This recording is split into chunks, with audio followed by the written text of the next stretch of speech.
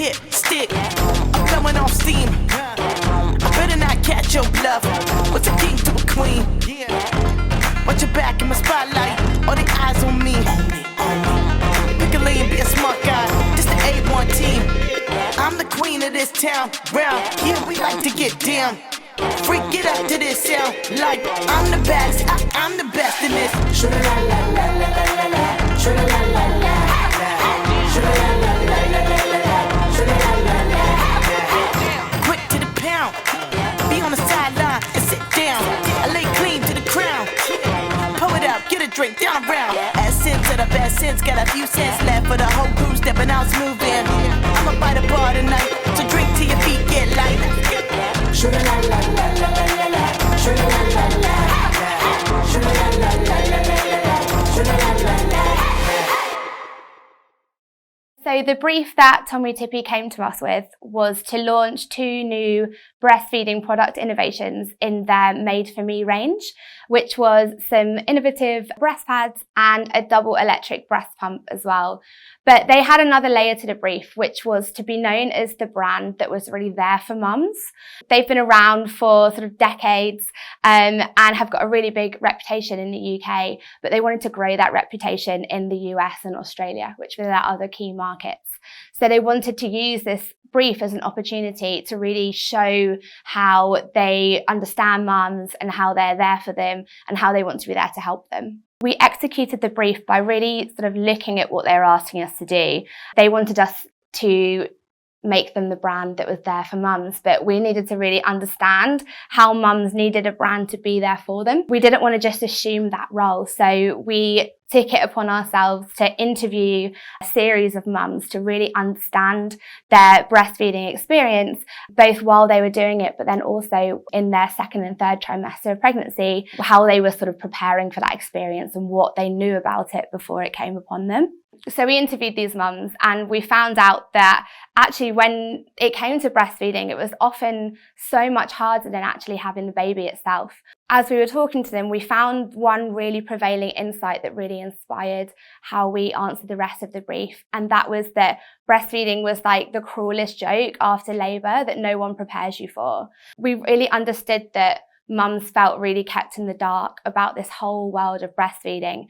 They thought that it would come really naturally and be really easy, be something that they didn't really have to think about. They'd make a plan for it when they were pregnant and then they'd be able to just fall into that with no problem. But the reality was that for so many mums, that breastfeeding journey just really didn't come naturally. It was quite a difficult process and it caused them a lot of anxiety and they felt a lot of pressure to live up to this sort of natural mother role that the world had sort of prepared them for. We needed to really reveal that there's so many different realities when it comes to breastfeeding, and that sort of sanitized approach to it isn't the accuracy for so many mums out there.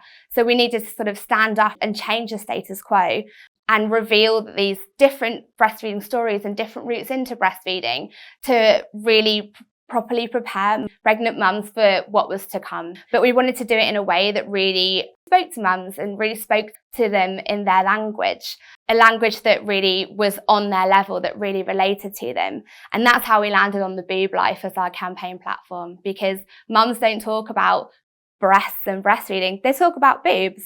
And the word boob felt so much more personal, and every single mum has a boob life, whether that's a straightforward breastfeeding journey or no breastfeeding at all, or something that has a few more ups and downs. Like, that is something that every mum goes through.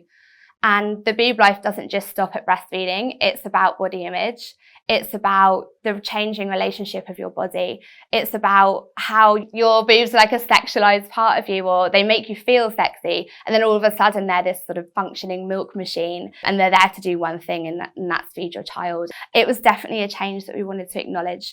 And it was a really important part of us sort of understanding their journey. The final product was a brand film called Spill the Milk. And the film showcased 6 real mums with their real babies and the different feeding choices that they made as mums. It really showcased the different products, but also the realities of the different feeding experiences that are out there that so many mums go through, to really demystify what those are through the ups and the downs, the highs and the lows, and everything in between, to show the reality of what infant feeding is, but also to show not like the scariness of it, but to prepare them for what's to come, whether that is those really sort of high elative moments of bonding with your baby, or those moments that are a little bit more of a struggle.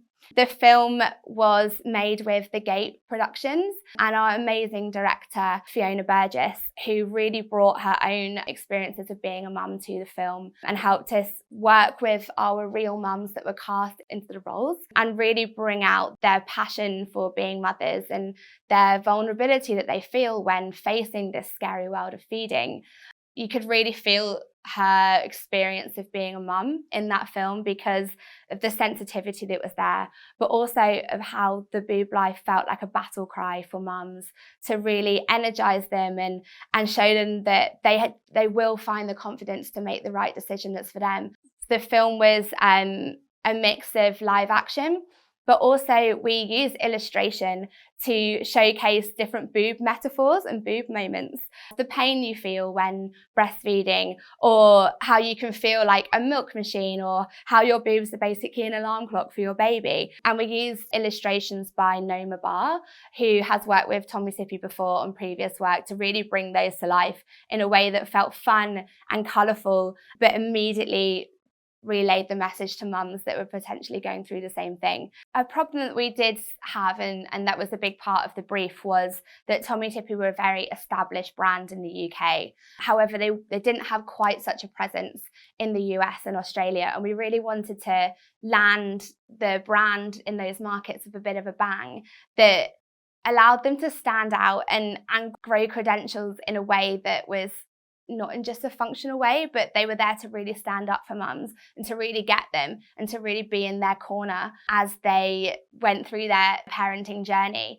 We wanted to use this opportunity to really land Tommee Tippee in those markets in a way that felt fresh, in a way that was really challenging the big competitors that were there, and in a way that would allow them to get the fame that they already had in the UK, but also take it one step further as a brand that didn't just provide products, but really provided a point of view. The campaign performed in many different surprising ways. First of all, as we went to release the Boob Life film on Facebook, we found that immediately it had been banned because breastfeeding is seen as inappropriate and indecent by so many advertisers across the world. This is obviously outrageous to us because it just shows how mums are perceived and treated in the world if the most natural function that they perform with their babies is seen as obscene. So that was a real big thing for us to get over because we weren't able to promote the film in with any paid spend behind it in the way that we would have liked to, for it to really sort of take off and go global.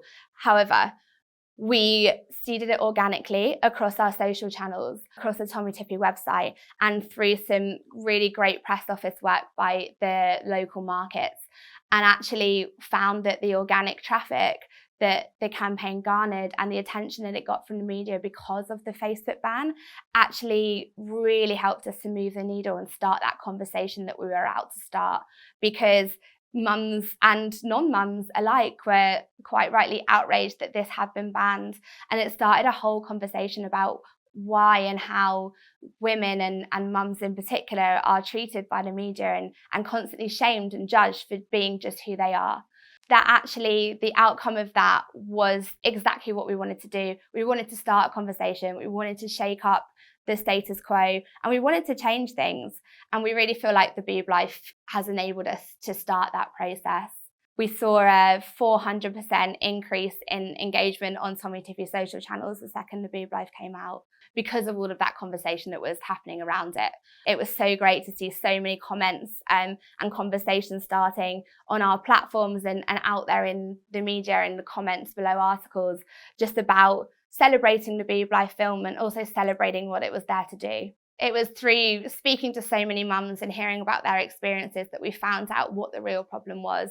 It wasn't just that they didn't know which breast pump to buy. It was that they didn't know that breast pumping could be an option for them. They didn't know that this whole world of breastfeeding was going to be such a monumental journey because they weren't prepared for it. And they also didn't have anyone to stand in their corner and show them what the reality was going to be. So that's where we found a role for the brand, and it's a role that we want to continue to play as the years go on.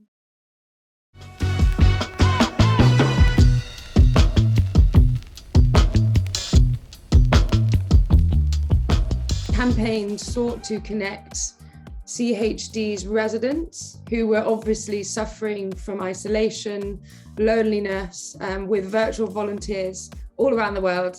And it was just amazing because we simply wanted to ask volunteers to sign up by having a video call with CHD's grandparents, if you like.